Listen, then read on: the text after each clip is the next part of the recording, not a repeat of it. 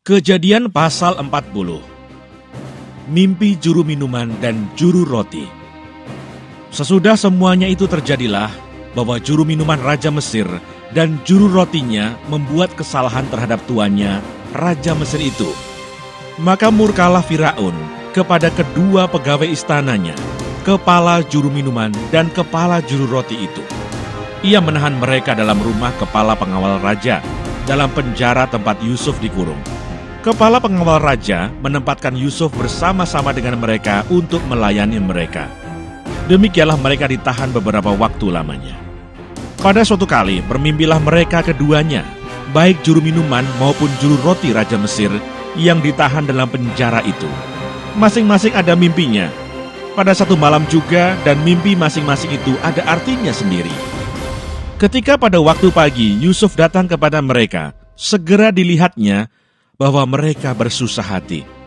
Lalu ia bertanya kepada pegawai-pegawai istana Firaun yang ditahan bersama-sama dengan dia dalam rumah tuanya itu, "Mengapakah hari ini mukamu semuram itu?"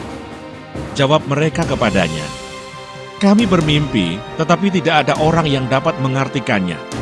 Lalu kata Yusuf kepada mereka, "Bukankah Allah yang menerangkan arti mimpi? Ceritakanlah kiranya mimpimu itu kepadaku." Kemudian juru minuman itu menceritakan mimpinya kepada Yusuf, katanya, "Dalam mimpiku itu tampak ada pohon anggur di depanku. Pohon anggur itu ada 3 carangnya, dan baru saja pohon itu bertunas. Bunganya sudah keluar, dan tandan-tandanya penuh buah anggur yang ranum. Dan di tanganku ada piala Firaun. Buah anggur itu kuambil, lalu kuperas ke dalam piala Firaun. Kemudian kusampaikan piala itu ke tangan Firaun." Kata Yusuf kepadanya, "Beginilah arti mimpi itu. 3 carang itu artinya 3 hari. Dalam 3 hari ini, Firaun akan meninggikan engkau dan mengembalikan engkau ke dalam pangkatmu yang dahulu, dan engkau akan menyampaikan piala ke tangan Firaun seperti dahulu kala, ketika engkau jadi juru minumannya. Tetapi ingatlah kepadaku, apabila keadaanmu telah baik nanti, tunjukkanlah terima kasihmu kepadaku dengan menceritakan hal ihwalku kepada Firaun, dan tolonglah keluarkan aku dari rumah ini. Sebab aku diculik begitu saja dari negeri orang Ibrani, dan di sini pun aku tidak pernah melakukan apa-apa yang menyebabkan aku layak dimasukkan ke dalam liang tutupan ini." Setelah dilihat oleh kepala juru roti betapa baik arti mimpi itu, berkatalah ia kepadanya, "Aku pun bermimpi juga. Tampak aku menjunjung 3 bakul berisi penganan. Dalam bakul atas ada berbagai-bagai makanan untuk Firaun, buatan juru roti, tetapi burung-burung memakannya dari dalam bakul yang di atas kepalaku." Yusuf menjawab, "Beginilah arti mimpi itu. 3 bakul itu artinya 3 hari. Dalam 3 hari ini, Firaun akan meninggikan engkau tinggi ke atas dan menggantung engkau pada sebuah tiang, dan burung-burung akan memakan dagingmu dari tubuhmu." Dan terjadilah pada hari ketiga, hari kelahiran Firaun. Maka Firaun mengadakan perjamuan untuk semua pegawainya. Ia meninggikan kepala juru minuman dan kepala juru roti itu di tengah-tengah para pegawainya. Kepala juru minuman itu dikembalikannya ke dalam jabatannya, sehingga ia menyampaikan pula piala ke tangan Firaun. Tetapi kepala juru roti itu dikantungnya, seperti yang ditakbirkan Yusuf kepada mereka. Tetapi Yusuf tidaklah diingat oleh kepala juru minuman itu, melainkan dilupakannya.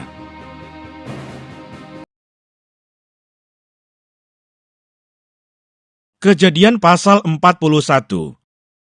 Mimpi Firaun.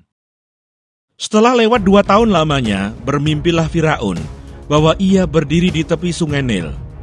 Tampaklah dari sungai Nil itu keluar 7 ekor lembu yang indah bangunnya dan gemuk badannya, lalu memakan rumput yang di tepi sungai itu. Kemudian tampaklah juga 7 ekor lembu yang lain yang keluar dari dalam sungai Nil itu, buruk bangunnya dan kurus badannya, lalu berdiri di samping lembu-lembu yang tadi di tepi sungai itu. Lembu-lembu yang buruk bangunnya dan kurus badannya itu memakan ke-7 ekor lembu yang indah bangunnya dan gemuk itu, lalu terjagalah Firaun. Setelah itu tertidur pulalah ia dan bermimpi kedua kalinya. tampak timbul dari satu tangkai 7 bulir gandum yang bernas dan baik. Tetapi kemudian tampaklah juga tumbuh 7 bulir gandum yang kurus dan layu oleh angin timur. Bulir yang kurus itu menelan ke-7 bulir yang bernas dan berisi tadi. Lalu terjagalah Firaun. Agaknya ia bermimpi. Pada waktu pagi gelisahlah hatinya. Lalu disuruhnyalah memanggil semua ahli dan semua orang berilmu di Mesir. Firaun menceritakan mimpinya kepada mereka, tetapi seorang pun tidak ada yang dapat mengartikannya kepadanya. Lalu berkatalah kepala juru minuman kepada Firaun, "Hari ini aku merasa perlu menyebutkan kesalahanku yang dahulu. Waktu itu tuanku Firaun murka kepada pegawai-pegawainya dan menahan aku dalam rumah pengawal istana beserta dengan kepala juru roti. Pada satu malam juga kami bermimpi, aku dan kepala juru roti itu, masing-masing mempunyai mimpi dengan artinya sendiri.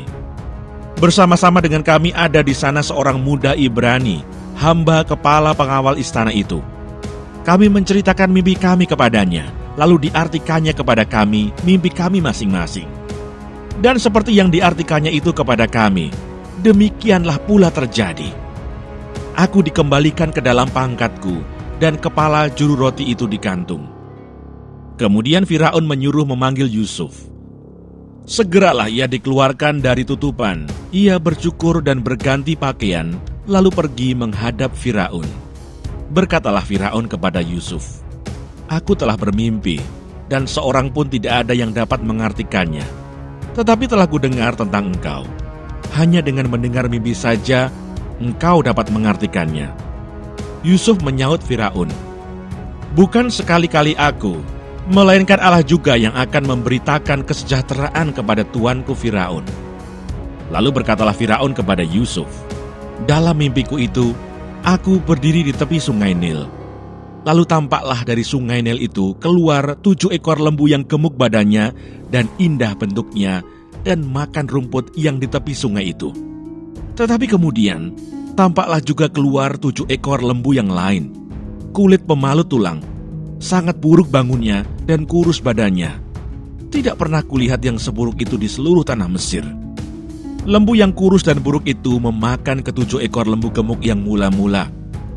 Lembu-lembu ini masuk ke dalam perutnya, tetapi walaupun telah masuk ke dalam perutnya, tidaklah kelihatan sedikit pun tandanya. Bangunnya tetap sama buruknya seperti semula.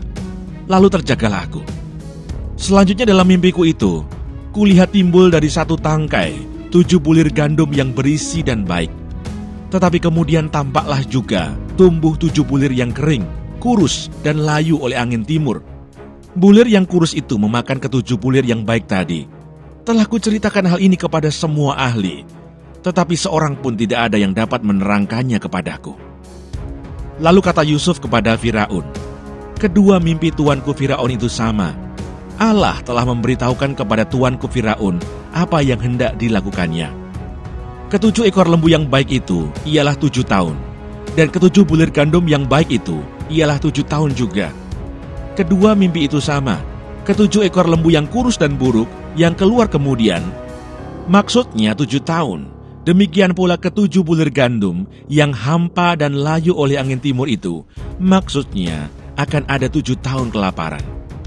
Inilah maksud perkataanku ketika aku berkata kepada tuanku Firaun, Allah telah memperlihatkan kepada tuanku Firaun apa yang hendak dilakukannya. Ketahuilah tuanku, akan datang 7 tahun kelimpahan di seluruh tanah Mesir. Kemudian akan timbul 7 tahun kelaparan. Maka akan dilupakan segala kelimpahan itu di tanah Mesir. Karena kelaparan itu mengurus keringkan negeri ini.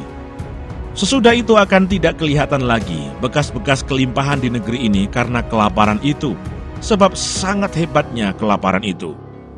Sampai 2 kali mimpi itu diulangi bagi tuanku Firaun, berarti hal itu telah ditetapkan oleh Allah dan Allah akan segera melakukannya.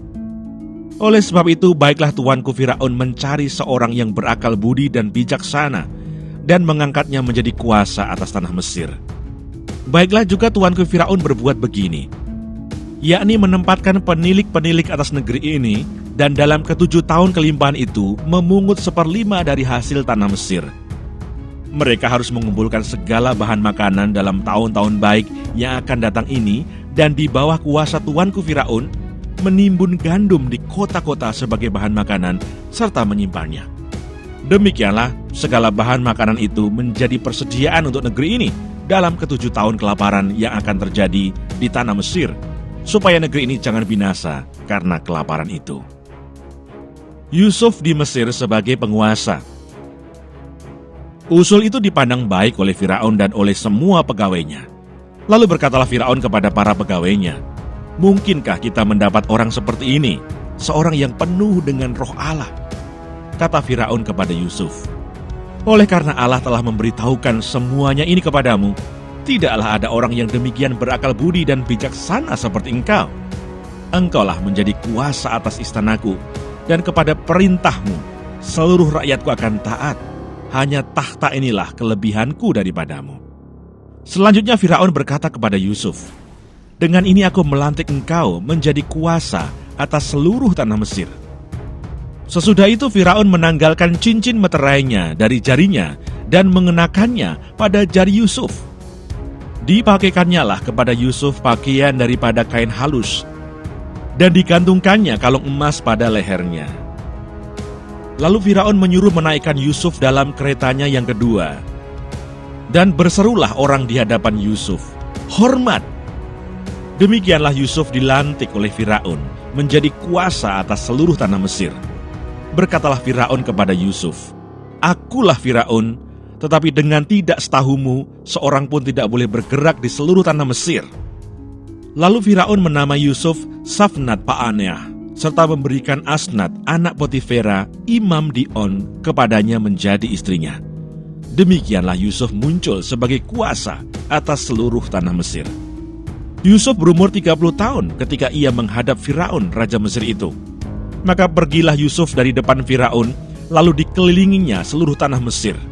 Tanah itu mengeluarkan hasil bertumpuk-tumpuk dalam ke-7 tahun kelimpahan itu.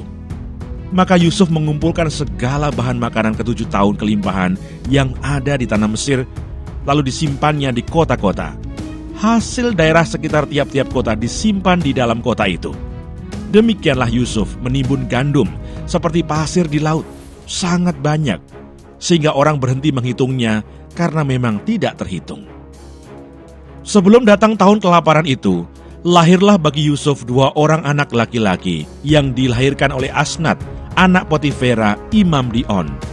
Yusuf memberi nama Manasye kepada anak sulungnya itu sebab katanya, "Allah telah membuat aku lupa sama sekali kepada kesukaranku dan kepada rumah bapakku." Dan kepada anaknya yang kedua diberinya nama Efraim sebab katanya, "Allah membuat aku mendapat anak dalam negeri kesengsaraanku." Setelah lewat ke-7 tahun kelimpahan yang ada di tanah Mesir itu, mulailah datang 7 tahun kelaparan seperti yang telah dikatakan Yusuf. Dalam segala negeri ada kelaparan, tetapi di seluruh negeri Mesir ada roti. Ketika seluruh negeri Mesir menderita kelaparan dan rakyat berteriak meminta roti kepada Firaun, berkatalah Firaun kepada semua orang Mesir, "Pergilah kepada Yusuf, perbuatlah apa yang akan dikatakannya kepadamu." Kelaparan itu merajalela di seluruh bumi. Maka Yusuf membuka segala lumbung dan menjual gandum kepada orang Mesir, sebab makin hebat kelaparan itu di tanah Mesir.